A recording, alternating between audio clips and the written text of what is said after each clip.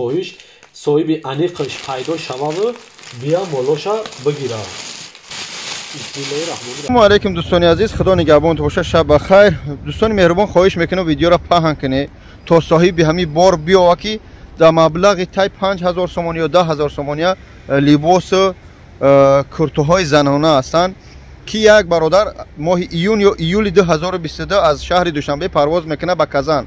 بچه‌ک میآید در ایروپورت بار نداره، یک چیز میگن بار روچنوی داره تمام. این مادرها که بارشو وزمین بود، مادرایی که مقصد صاحب همین لباسا خواهش میکنن که همین بچه را که برادر عزیز شما بار تو سبک همین سونکای ما را بگیره از کازان یافت مقصد میگیریم شو در ایروپورت که فرموده سونکا را میگیریم. چخیلی که ما همه وقت یاردم میکنیم الحمدلله هر کسا چخیلی در ایروپورت رفتگی بسیار میدونی.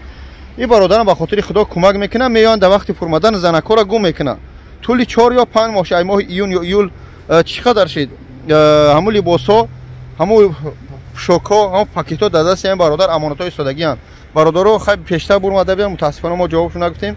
نه جوابشو گفتیم همین روز خواهش کردن که همین ویدیو را پارتوی اگر روشن نشون نمیده اتاق میدونیم شو، یعنی خاطرشون صحبت کردیم ویدیو بیزف. در حقیقت لباسای زنانه بسیار لباسای قیمت‌بهای مادران و خواهران.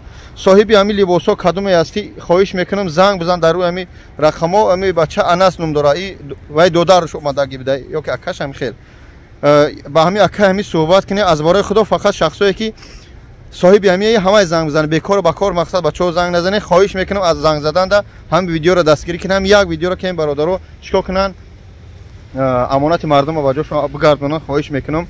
مادر عزیز، خواهر عزیز کدمی که لباسات گم کرده بودید در دست برادر در شهر کازان زنگ بزنید لباساتون رو بگیرید. با ما ویدیو رو پر میمونم تماشا میکنید.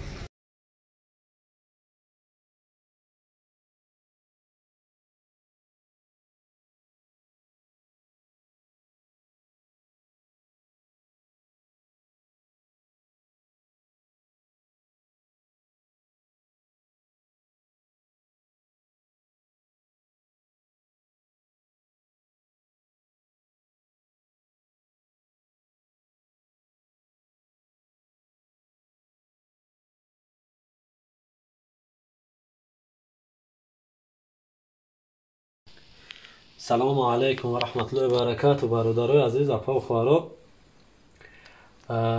راست گپ 8 ماهی هفتی 2022 برادر شهر تاجیکستان به شهر کازان سفر داشت. یک مادر همین پاکتای بار روان کردگی را به همو برادر دادگی بود. قطعی برادر یک ده خش بود یا دگانه بود انیق نامعلم. همون مادر تاجیکستان بودگی گفتگی که این بارو را مثال باراش زیادی بود. همون کازان در رسیدی اپشکا میگیرن که اپشکا آمدن در کازان نگرفتن بارا راستی گپ. یک گفتن یک برادر دیگه میاد پلوچک میکنه نامری همون برادر تا حال ندادن. مقصد انا خدا برکت تا برادر بابا جان گفتمش که منارد نکرد. همین چیزای اپر رکلام هم میکنه. اینا تا امروز خیلی ماه هم گذشت، 6-7 ماه هم گذشت. مثال ما خواستیم که همین بارو را صاحب انیقش پیدا شوه و بگیره. با همین خاطر رکلامشون کرده استیم. صاحبش کسی باشه بارهای زنونه همش بارهای زنونه و کودکانه نماز مقصد کرتا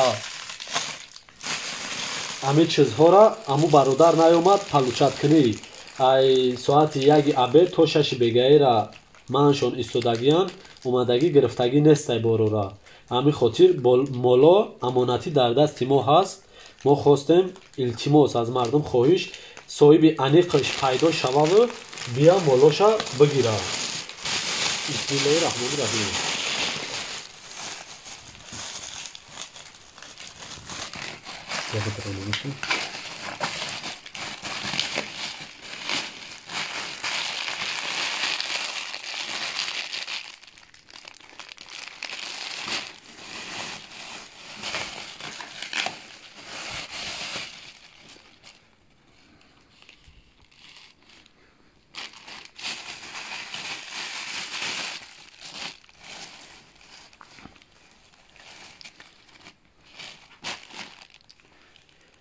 Dur bir hemen çıkıyor. خلاصه برادران فرماهای زنکی امی یک پاکت دو پاکت خرید همه مالهای مقصد همه مغازینی تازه یگان استفاده بردگیست چه خیلی که هم مادر روان کردگی بود همش همه خیلی در پاکتاش تازه استفادگی های همه خواهش التماس صاحبش کسی باشه ما